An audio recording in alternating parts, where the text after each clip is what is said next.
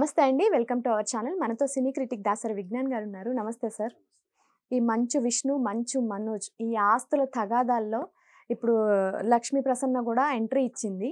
అసలు ఈ పంపకాలనేవి జరిగాయా? లేకపోతే అసలు ఏంటి ఈ సంగతేంటి? అమ్మ 7 ఇయర్స్ బ్యాకే ఆస్తి పంపకాలు జరిగాయి. వాళ్ళకున్న అగ్రిమెంట్ ఒకటే. ఓకే. నీది కాదని నేను అనట్లా. కాకపోతే పెద్దాయన ఉన్నంత వరకు దాన్ని చెల్లాచెదురు చేయకండి. పెద్దాయన లేనప్పుడు నీ ఇష్టం. నువ్వేమన్నా చెల్లా చేసుకో, చెదురు చేసుకో. ఓకే. ఏమో నీ మైండ్‌లో రాంగ్ మెంటాలిటీ పెద్దాయన చస్తే బాగుండు, చస్తే బాగుండు, చస్తే బాగుండు నువ్వు అనుకుంటే అది ఎవడు ఏమనుకోలేడు. ఎందుకంటే నీ మెంటాలిటీ నీది. బట్ ఆయన 10 కాలాల పాటు ఉండాలి. ఆయన ఉన్నంత కాలం ఆయన సంపాదించి పెట్టినటువంటి ఆస్తి అలాగే ఆయన కనబడతా ఉండాలి. ఆయన లేనప్పుడు నీ ఇష్టం నువ్వేమన్నా చేసుకో, అమ్ముకో, తిరుగు, దాని మీద ఎగురు, దునుకు. ఎవరు అడగడానికి లేదు. వీళ్ళు రూల్స్ రెగ్యులేషన్స్ పెట్టుకున్నారు. దీని గురించి ఆస్తుల గొడవ అని పొద్దున్నుంచి వార్తలు వస్తున్నాయి. ఎవడు పడితే వాడు దీన్ని చూసి ఎవడికి నచ్చినట్టు వాడు రాసేసుకుంటున్నాడు ఇష్టం ఉన్నట్టు. అయితే అన్ని క్యారెక్టర్స్ ఉన్నాయి కానీ అసలు ట్రోలర్స్కి the god of trollers okay. Manchu Lakshmi లేదు. ఈమె లేకపోతే ఎట్లా, రక్తి కట్టట్లేదే ఈ క్యారెక్టర్ అని చెప్పి ఆవిడని కూడా లాగారు. ఎలా లాగారు? ఇప్పుడు మనం పెదరాయుడు సినిమా చూసిన తర్వాత చాలా స్పూప్స్ వచ్చాయి. ఇట్లా కూర్చుంటారు, అయ్యా ఆ భూమి నాదయ్యా అంటారు, లేదయ్యా నాదయ్యా అని వాడు అంటారు, నీది కాదు నాది కాదు అది నాది అంటాడు అనుకో. అది కామెడీగా చాలా చూసాం కదా. అలా ఇప్పుడు మంచు లక్ష్మిని ఇందులోకి చేర్చి ఆస్తి పెద్దోడిది కాదు చిన్నోడిది కాదు ఆస్తి మొత్తం నాదే అని చెప్పి ఆర్టికల్, నువ్వు చెప్పిన ఆర్టికల్ రాశాడు. అందులో ఎలాంటి వాస్తవం లేదు, చాలా తప్పది. ఓకే. కాకపోతే ఇంకొక వార్త కూడా వస్తుంది. అదేంటంటే అసలు ఆదాయాన్ని ఇచ్చే ఆస్తినంతా విష్ణుకి, లక్ష్మీ ప్రసన్నకి ఇచ్చేసి ఎలాంటి ఆదాయం లేని దాన్ని మనోజ్కి ఇచ్చారు అని చెప్పేసి కూడా వార్తలు వస్తున్నాయి. ఇది ఎంతవరకు నిజం? ఇట్లాగే ఉంటుంది మా అందుకే తను ఫైట్ చేస్తున్నాడు అనేసి కూడా అంటున్నారు.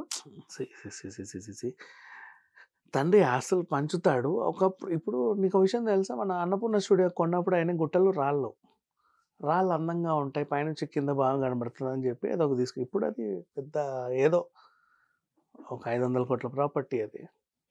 ఉంటాయి ఆస్తులు ఎప్పుడు అట్లా మన తెలివితేటలతో దాన్ని పెంచుకోవాలి. ఆస్తి ఎక్కడైనా సరే. అగ్రికల్చర్ ల్యాండ్స్ ఉంటాయి, అంటే ముఖ్యంగా విద్యా సంస్థలేనమ్మా, అది మంచిదే కదా. అంటే ఏంటి, చారిటీ సంబంధించినవన్నీ ఈయనకి ఇచ్చాడు, పైకి వచ్చేవాడిని వీళ్ళకి ఇచ్చాడు, అట్లాంటిది ఏమి ఉండదు. మనం చూసే విధానం, ఆస్తి ఎప్పుడైనా ఆస్తే. మనకు నిజంగా తెలివి ఉంటే ఎక్కడైనా ఏమైనా చేయొచ్చు. ఇంకోటి సింపుల్ ఒక ఎగ్జాంపుల్ చెప్తా చూడు.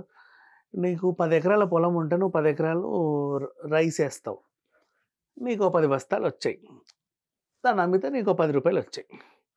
ఓకేనా? అలా కాకుండా తెలివితేటలు ఉన్న వాళ్ళు ఏం చేస్తారో తెలుసా, ఆ 10 ఎకరాల్లో నువ్వు మెడిసినల్ ప్లాంట్స్ వేసావనుకో, యాశ్వగంధో లేకపోతే ఇంకేదో అవి ఒట్టిగానే పెరుగుతాయి, నువ్వు వద్దన్నా పెరుగుతాయి ఫస్ట్ ఆఫ్ ఆల్. ఇంకా చెప్పాలంటే బట్ నువ్వు కాపాడుకున్నావు అనుకో, మెడికల్కి ఇచ్చుకుంటే నీకు 1 బస్తా అశ్వగంధ, 1 బస్తా రైస్ నువ్వు అమ్మితే నీకు 10 రూపాయలు వస్తాయి, 1 బస్తా అశ్వగంధ నీకు 1000 రూపాయలు వస్తాయి.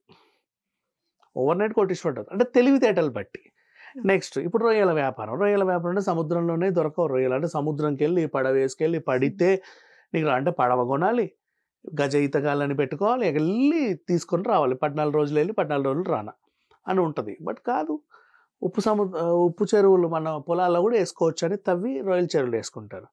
అడిగంటే ఈడు ఎక్కువ సంపాదిస్తాడు. నీకు అర్థమైందా? అండ్ ముత్యాలు సాగు చేయాలంటే ఎక్కడో సముద్రంలో దొరికితేనే మన అదృష్టం అంటారు. టెర్రస్ మీద చేస్తున్నారమ్మా, 2 తొట్లు పెట్టుకొని. తెలివి ఉంటే ఏ ల్యాండ్నైనా ఏ ఆస్తినైనా మనం వ్యాపారం చేసుకోవచ్చు. నీకు మొత్తం అంతా చెప్పి నీకు ఇవ్వడానికి ఇంకా నువ్వెందుకు దాన్ని డెవలప్ చేయడానికి? నీకంటూ సొంత ఆలోచనలు ఏడవాలిగా. నాకేమి ఇవ్వలేదు అని చాలామంది అనుకుంటారు. అంటే వీళ్ళ విషయంలో నేను అన్నట్లా చెప్తున్నా బేసికల్లీ. వీళ్ళ విషయం అంటావా, ఆస్తి అనేది ఏదైనా ఆస్తే, అది మనం మౌల్డ్ చేసుకునే విధానం బట్టి ఉంటుంది.